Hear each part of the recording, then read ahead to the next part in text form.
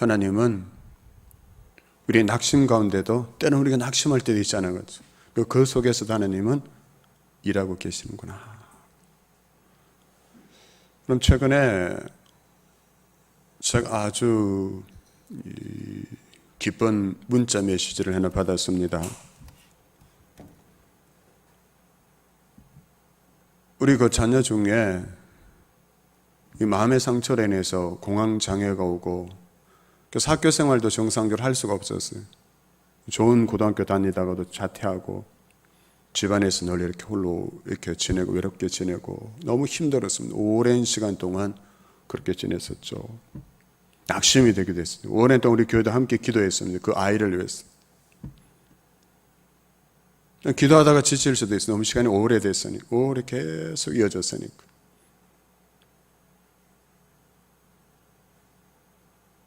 때로는 낙심이 되지만 그래도 의지할 분은 하나님밖에 없잖아요. 그렇죠? 그 수로보내기 여인처럼 그 아이를 가슴에 품고 주님 앞에 엎드렸어요. 그렇죠? 주인의 상에서 떨어지는 부스러기 같은 은혜만이라도 족합니다. 그 은혜만이라도 주시면 그 아이가 치유되고 회복될 수 믿습니다. 그 기도했는데 최근에 그 아이가 스스로 그 길에서 깨고 나와서 아르바이트 하기 위해서 지하기 발로 찾아가서 이력서를 내고, 그리고 지난 목요일인가 그 아빠가 문자를 보내왔어요. 이력 지원했는데 이제 거기 돼서 11월 1일부터 이제 출근하게 됐다고. 그러면서 또 놀라운 것은, 그것보다 더 기쁜 것은 그 아이가 그 낙심 중에 있으니까, 그 고통 중에 있으니까 나의 하나님은 없다라고, 다른 사람의 하나님은 몰라도 내 하나님은 없다라고 말하는 그 아이가 며칠 전부터 아빠에게 자기 전에 기도해 달라고 했대요. 하나님 얘기를 싫어했어요. 예배 자리에 나오지 못했습니다. 너무 심한 고통 중에 오랫동안 그렇게 지나다 보니까 내 하나님은 계시지 않는다고, 내 하나님은 없다라고 말해요. 이해되잖아, 그렇죠? 낙심이 됐어요. 근데 그 아이가 아빠에게 이제 자기 전에 기도해 달라고 내 하나님을 찾은 것이죠. 오랜 고통을 지나고 그 고통의 껍질을 깨고 조금씩 세상으로 나오면서 하나님을 바라보기 시작한 거예요. 너무나 기쁘고 너무나 감사해요. 감격했어요. 하나님은 우리의 신음소리를, 우리의 간구를 듣고 계신 줄로 믿습니다. 우리 눈에 보이지 않지만 지금도 그 깊은 곳에서 우리의 상처를 만지시고 건지시고 구원하시기 위해서 일하고 계시는 하나님이신 줄로 믿습니다. 그 하나님은 바로 여호와 이레의 하나님이십니다. 아멘. 여호와 이레의 하나님. 그래서 오늘은 다시 믿음의 자리로 두 번째 시간, 여호와의 이레의 믿음이라는 제목으로 함께 말씀을 나누겠습니다. 그럼 본문 창세기 22장에서 믿음의 조상 아브라함이 하나님의 명령대로 이삭을 제물로 바치는 장면이 이렇게 소개되고 있습니다. 14절에 아브라함이 그 땅의 이름을 여호와 이레라고 하였는데, 이 말은 여호와의 산에서 준비되리라는 그런 말이라 했습니다. 즉 하나님께서 우리를 위하여 모든 것을 준비하신다는 그러한 뜻이 되는 것이죠. 사랑하는 성도 여러분, 우리의 지나온 삶 가운데서 여호와 이레 하나님을 경험해 보신 적이 있으십니까? 여호와 이레 하나님이 하셨습니다. 혹시 아직도 그러한 경험이 나에게는 없어 그런 분이 계시다면, 오늘 여러분 여호와 이레 하나님을 경험한 아브라함의 이 순종, 이 믿음을 보면서 여호와 이레 하나님을 나도 경험하기를 기대하며 말씀 속으로 들어가겠습니다. 오늘 이 말씀을 들으면서 우리가 꿈꾸고 기대하고 기도하고 기다렸으면 좋겠어요. 우리의 삶 가운데, 우리의 인생의 문제 가운데, 또 우리 자녀들의 미래의 그 삶의 자리 가운데 여호와 이레 하나님의 축복이 임하기를 소망하고 기도하면서 말씀을 함께 들을 수 있었으면 좋겠습니다. 먼저 오늘 본문에서 명확하게 말하고 있는 것이 있는데, 그것은 하나님께서 아브라함을 시험하신 사건이라는 것입니다. 1절입니다. 그 일 후에 하나님이 아브라함을 시험하시려고 그를 부르시되 아브라함아 하시니 그가 이르되 내가 여기 있나이다 했습니다. 여기서 시험하다는 알아보다 입증하다, 알아보다 입증하다라는 그런 뜻인 것입니다. 합격, 불합격을 가르는 그런 시험을 가리키는 게 아니라 입증하다, 알아보다, 아브라함의 믿음을 입증하다라는 그러한 의미가 있는 것입니다. 즉 아브라함이 아들 이삭을 바치면 합격하는 것이고 그 아들 이삭을 바치지 않으면 불합격이라는 그런 뜻이 아닌 것입니다. 여러분, 이것은 시험이 아니라 정명이라 했습니다. 하나님께서 친히 아브라함의 믿음이 어느 정도인 줄 알아라고 보여주시는 것이죠. 아브라함의 믿음이 어느 정도인 줄 알아. 아브라함의 믿음이 어떠한지를, 믿음이라는 게 무엇인지를 보여주시겠다는 것이죠. 아브라함의 이 이삭 번제를 통해서 하나님이 그것을 우리에게 보여주기를, 정명해 보여주기를 원하신다는 사실입니다. 여러분, 봐라, 아브라함의 믿음이 이 정도야. 요즘은 새벽기도 시간에 욥기를 함께 묵상하고 있습니다.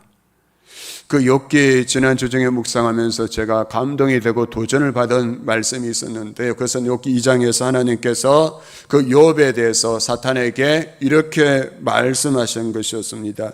내가 내 종 욥을 주의하여 보았느냐? 그와 같이 온전하고 정직하여 하나님을 경외하며 악에서 떠난 자가 세상에 없느니라 했습니다.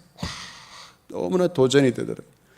야, 욥이 도대체 어땠으면 하나님께서 이렇게 인정을 받았을까? 야, 사탄 너 봐라. 욥 같은 사람, 욥같이 믿음으로 사는 사람이 세상에 없다. 너 욥을 받지 않느냐? 이 말씀 들으면서 마음에 품었습니다. 와, 나도 이랬으면 좋겠다. 하나님께서 최명식 같은 믿음의 사람이 세상에 없다. 네가 그를 보았느냐? 와, 이것만 되면 뭐가 아쉬울 게 있겠어요? 최 목사를 보았느냐? 세상에 그런 목사가 없다. 여러분에게도 누구누구를 보았느냐?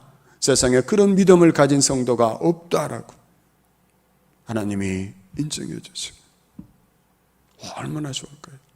하나님이 정명해 주시는 그런 믿음의 사람 되면 우리가 얼마나 좋겠습니까?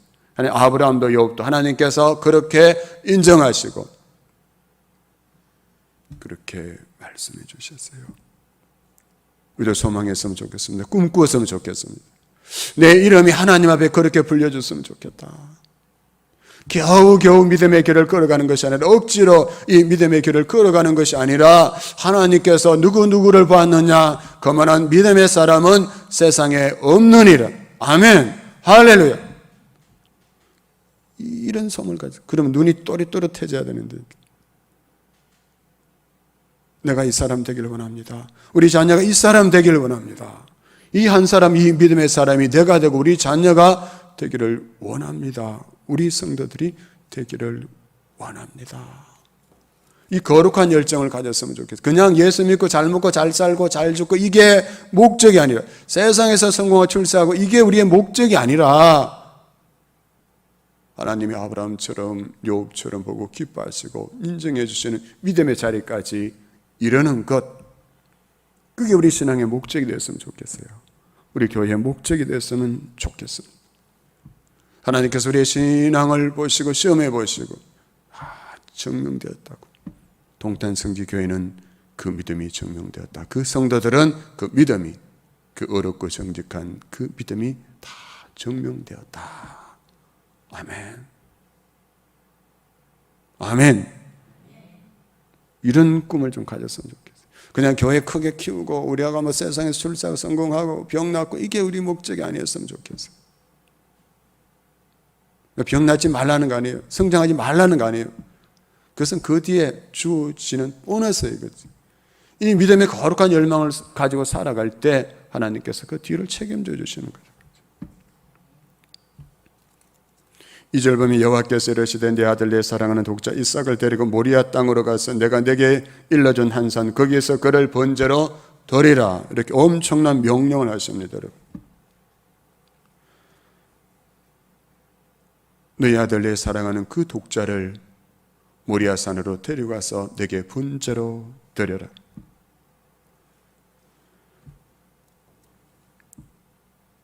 여러분, 이게 얼마나 엄청난 명령이겠습니까?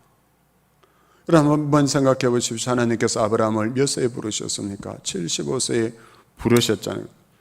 그때 부르실 때 너로 인해서 많은 민족이 나타날 것이고 너는 복이 될 것이라 약속하셨습니다.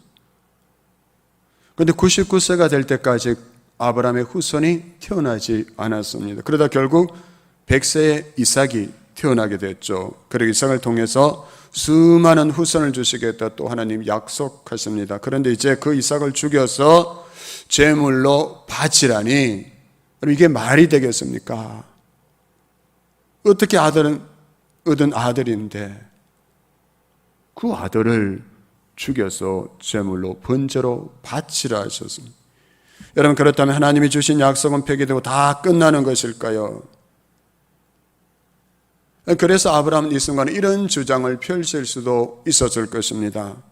하나님께서 이삭을 통하여 큰 민족을 이루시겠다고 말씀하셨습니다.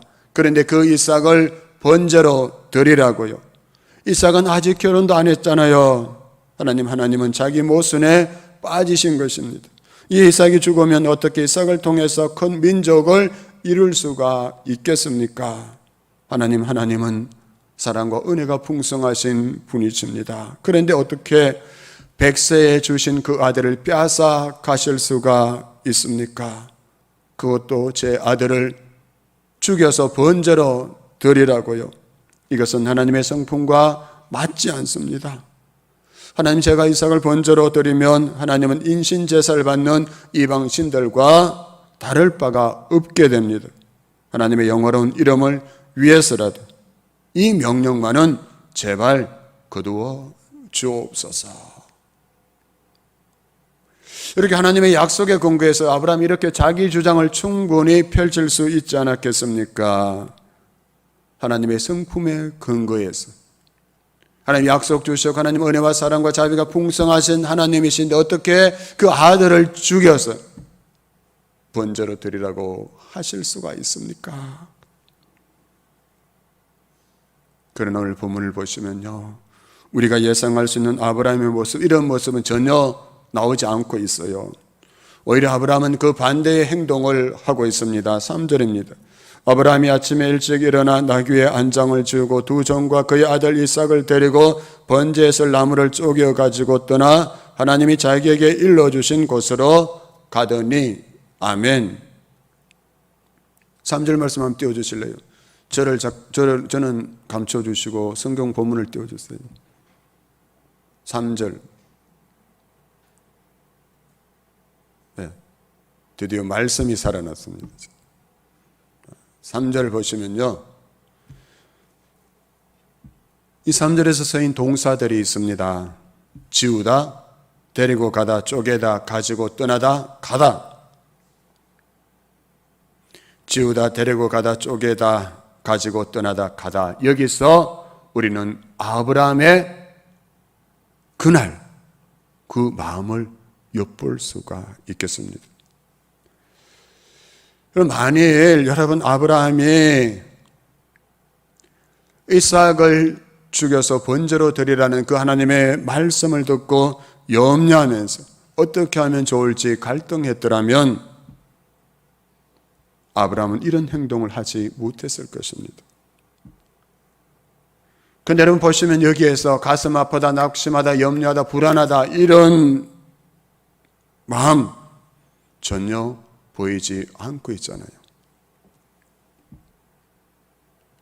그런데 우리는 이 말씀을 묵상하면서 아브라함의 마음이 얼마나 낙심했을까, 얼마나 슬펐을까, 이삭을 어떻게 바쳐요? 말도 안 돼요 라고 이렇게 말하는 분들이 있을 수 있습니다. 여러분, 그것은 아브라함이 슬픈 것이 아니라 자신이 순종하지 못해서 아브라함도 그럴 것이라 아브라함도 나와 같은 마음일 거라고 이렇게 생각한다는 것이죠. 저는 예전에 아들이 군대 생활하다가 이 무릎이 구보 중에 찢어져 가지고 그 군 병원에서는 수술이 어려우니까 민간 병원으로 데려가서 수술해서 다시 복귀시켜달라는 전화를 받고 그 아들 데리고 와서 저기 동수원병원에 수술실에 보내놓고 그 수술하는 그 시간 동안 기다리면서도 마음이 초조하게 됐었는데, 근데 아브라함은 자기 아들 이삭을 죽여서 번제로 드리라는 하나님의 엄청난 이 명령을 받았으니까 와, 그때 아빠인 내 마음이 그랬는데 이삭의 아버지 아브라함의 마음도 그럴 것이라, 이런 마음으로 이 성경 본문을 묵상한 적이 있었습니다. 그러나 아브라함의 마음도 똑같았을 것이라, 아브라함의 마음도 내 마음같이 똑같았을 것이라, 아브라함도 그때 불안했을 것이다, 염려했을 것이다, 이런 생각을 버려야 합니다. 아브라함은 그런데 신경 쓰지 않았어요. 이것은 제 주장이 아닙니다. 제가 아브라함은 이랬을 것이다, 그러지 않았을 것이다, 이렇게 제가 억지로 주장하는 것이 아니라는 것이에요. 히브리서 11장 17절 19절 말씀 한번 띄워주실래요? 여러분, 성경은 이렇게 증언하고 있습니다. 아브라함은 시험을 받을 때 믿음으로 이삭을 드렸으니 그는 약속들을 받은 자로 돼 그 외아들을 드렸느니라. 그에게 이미 말씀하시기를 내 자손이라 칭할 자는 이삭으로 말미암으리라 하셨으니 그가 하나님이 능히 이삭을 죽은 자 가운데서 다시 살리실 줄로 생각한지라. 비유컨대 그를 죽은 자 가운데서 도로 받은 것이니라. 아멘. 그가, 아브라함이 능히 이삭을 죽은 자 가운데서 다시 살리실 줄을 생각한지라 했어요. 그렇게 믿었다는 것이죠. 이게 바로 부활신앙인 것이죠. 하나님은 죽은 자 가운데서 내가 이 아들 이삭을 죽어서 번제로 드릴지라도 하나님은 그 아들을 다시 살리실 것이라 믿는 그 믿음이 아브라함의 믿음이었고 이것이 그의 부활신앙이었다는 것입니다. 아브라함의 믿음이 이렇게까지 성장한 것이죠. 처음에는 그러지 않았습니다. 아브라함 그가 한때는 애굽 왕 바로에게 죽을까 봐 자신의 아내가 너무나 예뻐서 그 아내를 빼앗고 자기를 죽일까 봐 두려워서 어떻게 했습니까? 그 아내에게 아내라고 하지 말고 누이라고 말해라. 그래야 내가 살 것이다. 이렇게 거짓말 하도록 부탁했던 사람이 아브라함이었잖아요. 그때는 아브라함의 믿음이 고작 그 정도였던 것입니다. 하나님의 약속의 말씀을 들었고 전능하신 하나님을 만났지만 그 하나님이 죽은 자도 살리실 수 있는 하나님이심을 그때는 그가 알지 못했던 것이죠. 믿지 못했던 것입니다. 그래서 그는 자기가 죽게 되면 모든 것이 끝날 것이라 이렇게 생각했던 것입니다. 그래서 그가 고향과 친척과 아버지의 집을 떠나기 전에 받았던 내가 큰 민족을 이루고 너는 복이 될지라 내 이름을 창대하게 될 것이다는 하나님의 언약마저 이루지 못한 채 자기가 죽으면 그대로 끝나버릴 것이다 이렇게 생각한 것입니다. 그래서 어떻게 해서든지 자신은 살아야 한다 이렇게 생각한 것이죠.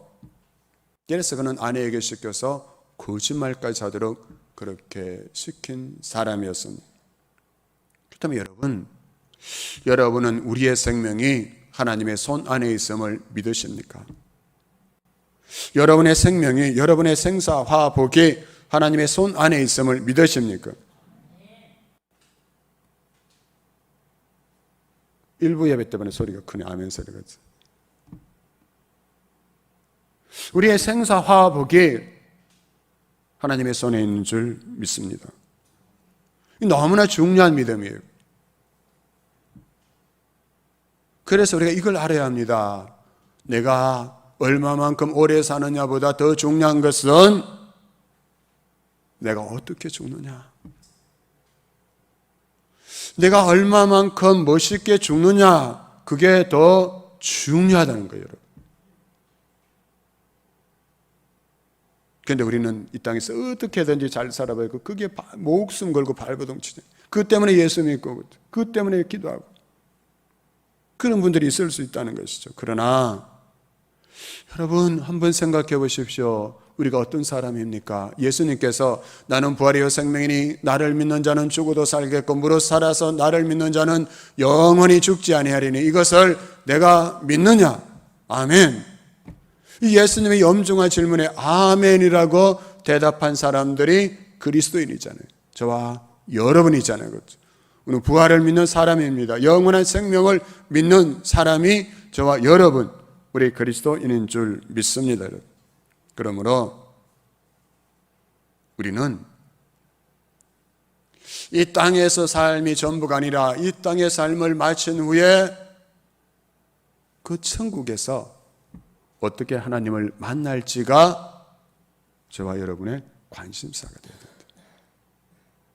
그 천국에서 내가 어떤 모습으로 하나님을 만날 것인가? 그럼 이 땅의 삶을 마음대로 살아라는 게 아니에요. 여러분, 우리가 그 천국에서 어떤 모습으로 하나님을 만날 것인가 여기에 관심이 있다면 이 땅의 삶을 다르게 살아갈 수밖에 없다는 거예요. 여러분, 아멘. 그걸 믿으셔야 돼요.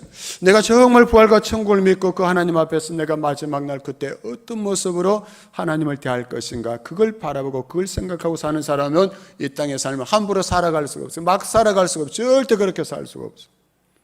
그래서 이 믿음이 우리에게 너무나 중요하다는 것입니다. 여러분, 제가 경험한 어느 장로님의 멋진 죽음을 소개하고자 합니다. 제가 부목사로 섬기던 교회 은퇴 장로님 한 분이 중한 병으로 수술을 앞두게 됐어요. 신촌 세브란스 병원에서 수술하는데 수술 들어가기 전에 의사가 그 가족들에게 수술 후에 살아서 이 수술실에서 나올 확률이 거의 없으니까 가족들은 다 자리를 떠나지 말고 보호자 대기실에서 꼭 대기해 주십시오. 그래서 수술실로 들어가기 전에 저도 기도하는데 얼마나 간절했을까요? 이 장로님이 다시 살아서 날 확률이 거의 없다는 거예요. 장로님도 알고 있었어요. 그래서 제가 정말 간절히 기도했습니다. 그 후에 그 장로님이 이렇게 말씀하셨어요. 최 목사님, 저는 지금 이제 수술실에 들어가면 살아서 나오지 못할 수 있습니다. 목사님도 목회 잘 하시다가 이 다음에 천국에서 만납시다. 근데 그렇게 말씀하시는 표정이 너무나 밝은 거예요. 너무나 밝고 하네요.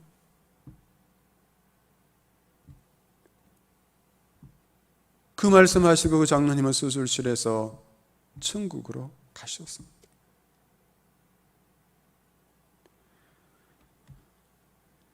그 말씀, 이제 수술실에 들어가면 내가 다시 살아서 나올 수 없을 거라는 것을 알면서도 천국에서 만납시다. 그 말이 저와 가족들에게 너무나 큰 위로와 소망이 된 것이죠. 그럼 여러분, 이 죽음을 앞두고 천국에서 만납시다 이 말은 아무나 할 수 있을까요? 다 할 수 있을까요? 그럼 열심히 신앙생활 잘하고 봉사도 잘 하던 분이 그 마지막 죽음을 앞두고 이렇게 말한 분도 있다잖아요. 겁난다고, 무섭다고. 저 검은 옷을 입고 나를 데리고 오는 사람들이 있다고. 그 환상을 그렇게 두려워하는 사람들도 있다는 거예요. 그래서 우리가 평소에 이 천국을 바라보고 소망하고 살지 않으면 마지막 순간에 다른 말을 할 수도 있다는 거예요. 그래서 우리는 천국에서 다시 만날 이 소망, 그 영광스러운 그 소망, 그 미래를 바라보면서 살아갈 수 있길 바랍니다. 그래서 제가 종종 말씀드렸는데 우리 모든 사랑하는 성지가족들의 장례식장은 부흥회가 됐으면 좋겠어요. 그분의 믿음으로 천국 바라보며 살아온 그 삶의 이야기들을 목사가 전하는데 그대로 과장하지 않고 그대로 전하는데, 근데 그 속에서 부활과 천국의 소망을 사람들이 가지게 되는 것. 야, 천국을 바라보고 살아가는 사람은 정말 달랐구나, 다르게 살았구나. 이런 그쵸 부흥회가 돼서 얼마나 좋겠어요. 여러분 다 저를 부흥회 강사를 시켜주셨으면 좋겠어요. 그 장례식장이었습니다. 아브라함은 이 부활신앙이 있었습니다. 그래서 그는 3일간을 걸어가면서 그 이삭과 종들이 전혀 눈치채지 못할 정도로 평정심을 유지하면서 3일길을 걸어서 모리아산까지 가게 된 것이죠. 평상시와 다를 바가 없었던 것입니다. 다만 다른 것이 있다면 번제물이 그들에게 없었다는 것. 그래서 8절을 보면 아브라함이 이렇게 여호와 이레의 신앙을 고백하고 있습니다. 아브라함의 대답인데 그 앞에 아들 이삭이 이렇게 물었습니다. 아버지, 풀과 나무는 있거니와 번제할 어린 양은 어디에 있습니까? 이렇게 물었어요. 그러자 아브라함이 이렇게 대답합니다. 하나님이 자기를 위하여 친히 준비하시리라. 아멘. 이삭이 궁금했죠. 나무도 있고 이런데 불도 있는데 번제할 어린 양은 보이지 않는 거예요. 근데 그 아버지가 하나님께서 친히 준비하실 것이다. 여러분, 아브라함의 이 믿음의 고백이 빈말이었습니까? 아니었잖아요. 그렇죠? 결국 이 시간은, 이 사건은 어떻게 매듭되었습니까? 고백한 대로 여호와 이레 하나님을 경험케 된 것이지 않습니까? 아브라함은 이삭을 잃지 않았어요. 그리고 더구나 하나님의 신실하심에 대한 더욱 견고한 신앙을 그날 그 모리아산에서 가질 수 있게 되었던 것입니다. 결국 여호와의 이름을 믿음을 가진 아브라함, 여호와의 이레의 믿음을 가진 그 아브라함에게 하나님이 어떻게 응답하셨습니까? 여호와 이레로 하나님이 응답해 주셨다는 것입니다. 13절 14절입니다. 아브라함이 눈을 들어 살펴본 적 한 순양이 뒤에 있는데 뿔이 수풀에 걸려 있는지라 아브라함이 가서 그 순양을 가져다가 아들을 대신하여 번제로 드렸더라. 아브라함이 그 땅 이름을 여호와 이레라 하였으므로 오늘날까지 사람들이 이르기를 여호와의 산에서 준비되리라 하더라. 아멘. 여호와의 산에서 준비되리라. 여호와 하나님께서 준비해 주신다. 여러분, 우리는 여호와의 이레라는 이 말을 참 좋아하지 않습니까? 저 역시 좋아합니다. 그래서 저는 기도하고 있습니다. 하나님, 우리 동탄 성지의 모든 우리 부모 세대들, 그리고 취업, 결혼, 대학 진학, 각종 자격시험, 고시 등을 준비하는 우리 자녀들이 그 일 가운데 여호와 이레 하나님을 경험케 해 주소서. 그냥 합격하고 그냥 결혼하고 그냥 취업하고 끝나는 것이 아니라 그 과정과 그 결과 속에서 여호와 이레 하나님이 하셨습니다.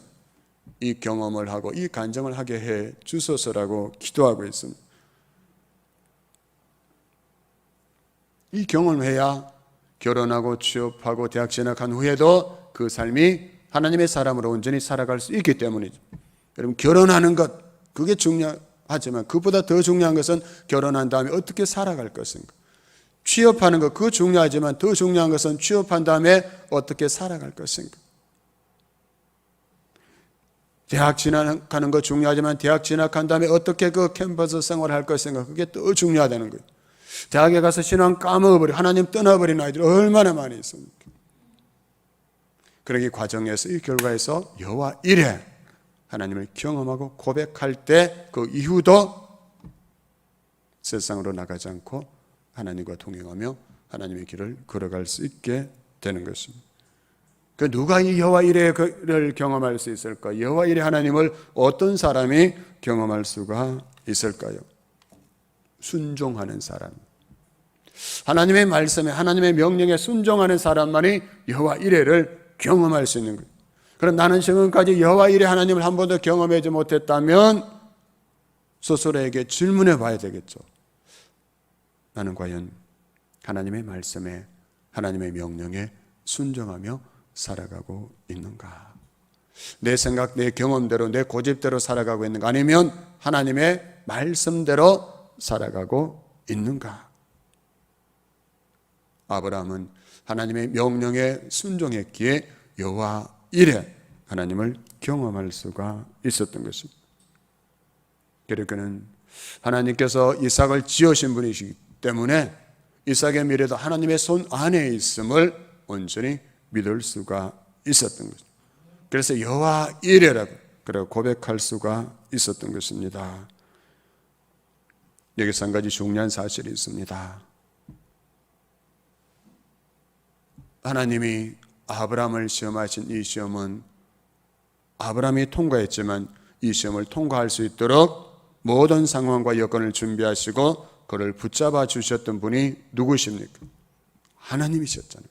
하나님이 그를 붙잡아 주시고 하나님이 그가 그 브엘세바에서 모리아산까지 가서 그 칼을 들어서 이삭을 치료할 그때까지도 하나님께서 그와 함께 하시면 그의 가운데 섭리하시고 준비해 주셨다는 사실입니다. 그래서 아브라함을 바라보는 것이 아니라 누구를 바라봐야 합니까? 아브라함을 그렇게 끌어가신 그 여호와 하나님을 바라봐야 우리가 믿음에서 승리할 수 있는 거예요. 지난주 중에 어느 분의 딸이 지금 다니고 있는 직장이 너무 힘들고 신앙적인 갈등으로 인해서 스트레스가 너무 심하다고 하셨어요. 그래서 새로운 직장으로 옮기를 원하는데 근데 그 직장은 지금보다 너무나 크고 유명한 곳이어서 그 딸이 두려워하고 있다고 했어요. 선뜻 지원을 하지 못하고 있다고 했습니다. 그래서 제가 시편 18편 29절 말씀을 읽어드리고 그 문자 메시지로 보내드렸습니다. 이런 말씀입니다. 참으로 주께서 나와 함께 계셔서 도와주시면 나는 날쌔게 내달려서 적군도 뒤쫓을 수 있으며 높은 성벽이라도 뛰어넘을 수 있습니다.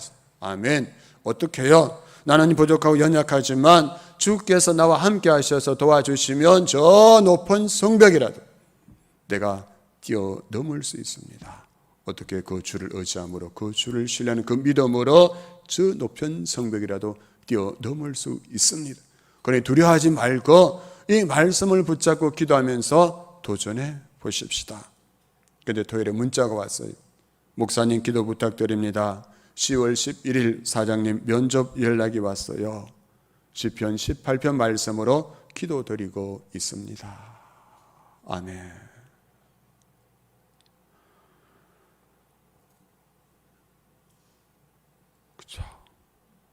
여호와 이레 하나님, 그를 믿는 분, 믿는 사람, 그 말씀을 붙잡고 기도, 그 말씀을 신뢰하고 믿음의 걸음을 내딛고 순종하는 자에게 오늘도 여호와 이레 하나님은 살아서 역사하고 계신 줄로 믿습니다.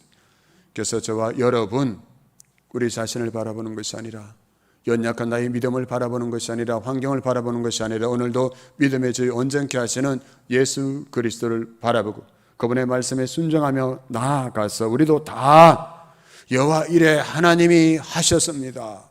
여호와 이레 하나님이 준비해 주셨습니다. 이 가슴 벅찬 찬성과 간정이 있는 저와 여러분, 우리 자녀들, 우리 교회 공동체 여러분의 가정과 일터가 될 수 있게 되기를 주님의 이름으로 축원합니다. 아멘.